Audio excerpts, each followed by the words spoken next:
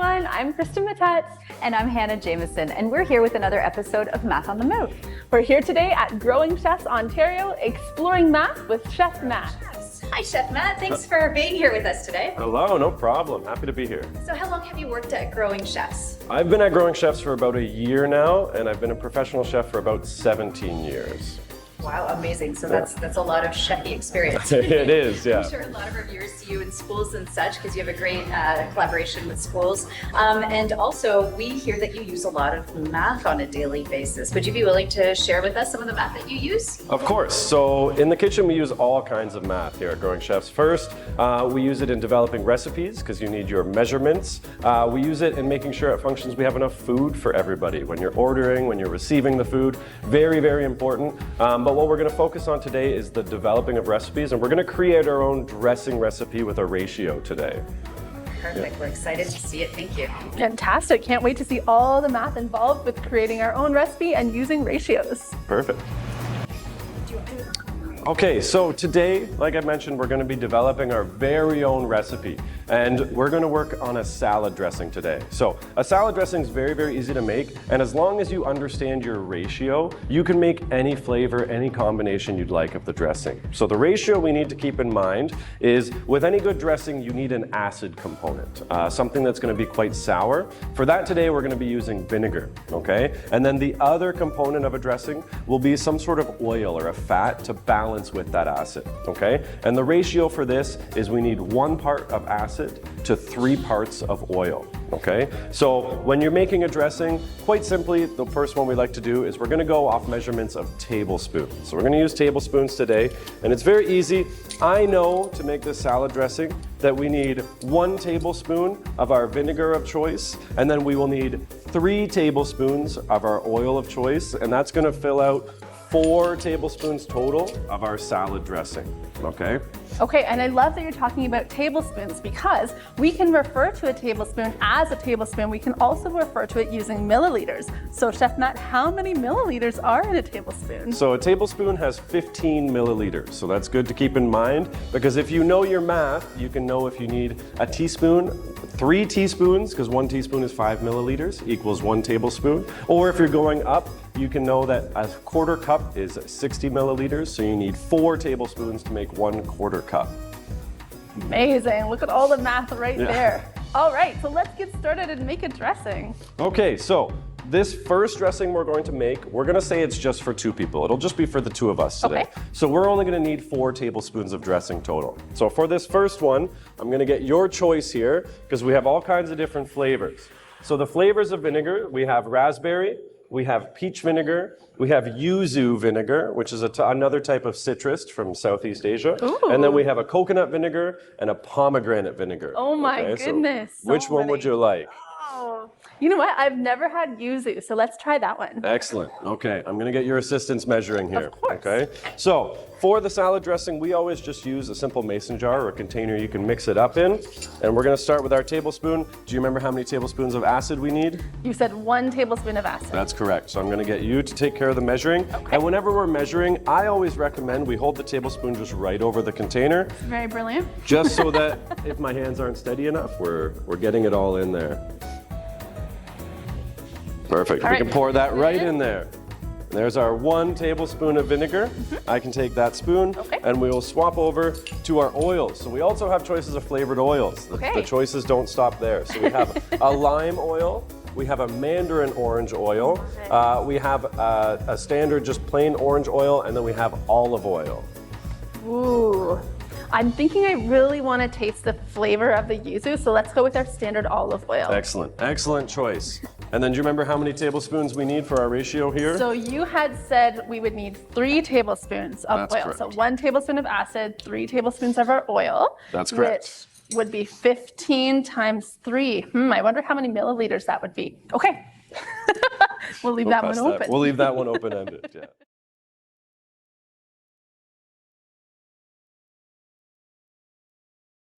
Okay. 1.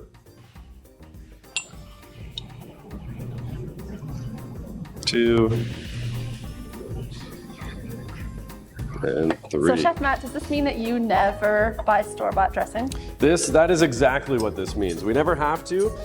This dressing, it's so easy to make. At this point, we have our acid, we have our oil, and at this stage you could add some salt, some pepper, some sugar, you could add any aromatics, any spices you'd like, and then you can mix this up, and this lasts in the fridge for a very long time. So you can get almost probably about a month out of this if you're just using the acid and the oil. So when you're making it at home, you can make a larger batch, you can use your math on the move to scale it upwards, and then all you need to do at this stage is we're just gonna put the lid on, and the acid itself, so the vinegar and the oil, don't like to mix together on their own, so that's why we like to put it in these jars. So we can put the lid on, just give it a shake before you're ready to use it. And then we have our yuzu dressing. Amazing. Excellent.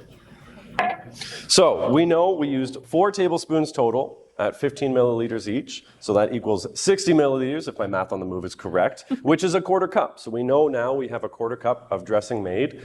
But the other example we like to do is, let's say we want to make another dressing, but it's not just for the 2 of us. Let's say there's going to be 4 of us eating. So we need to make twice as much dressing. Okay. So we can follow the same ratio, and we'll use this jar here. So we know the ratio is 1 acid to 3 parts oil.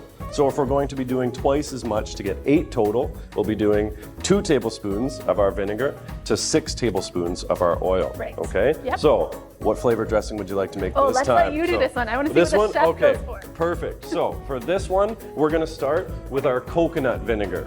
Coconut vinegar is one that's not very common that I really like because I'm a big fan of coconut.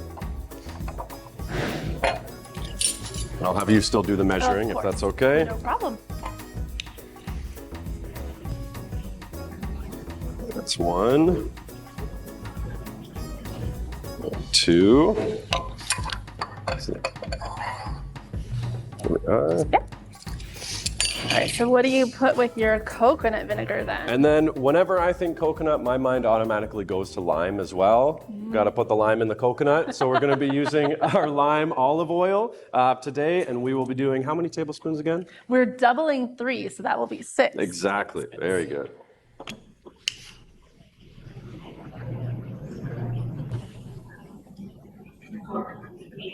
1.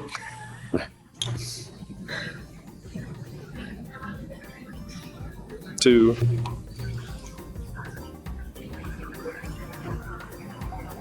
3. 4.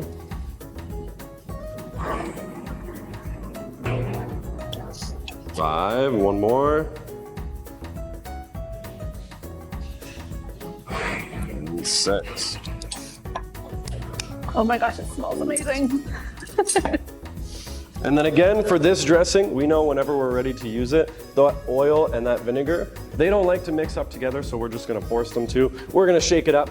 They're gonna be mixed together. And then now, we have enough of our dressing, our coconut lime dressing, for 4 people. So we know that this first one would make a quarter cup. We doubled it. We can scale that up, and that will be a half cup of dressing. Right. Very simply, yeah. And let's take a look. Chef Matt, thank you so much for sharing with us these recipes and also for helping save us money, because now not only do we get delicious recipes like this, but it's probably even better for us at home to be making our own vinaigrettes rather than buying them, right? So thank you for sharing these secrets with us. We're wondering, could you tell us a little bit about what surprised you about the math that you use as a chef? For sure, yeah. What surprised me is that the math is everywhere. So it's in your recipes, it's in the ordering of food, it's in managing the inventory, making sure we have enough food for everybody, proper portion control. We talk about costing, so like you mentioned, saving money in any way we can. And then really importantly also for the environment, minimizing food waste. Because if we're making way too much food, it can be a little bit wasteful. So we want to make sure we're as accurate as possible. And then most importantly, what surprised me about it and how it helps is in time management, because in the kitchen and here when we're educating, it can be very, very busy and you have a lot of different things going on at once. And being able to break those times down and track them effectively is really, really important to help with efficiency in the kitchen. Could you give us an idea how much food do you order generally on a weekly, monthly basis? So we order a lot of food.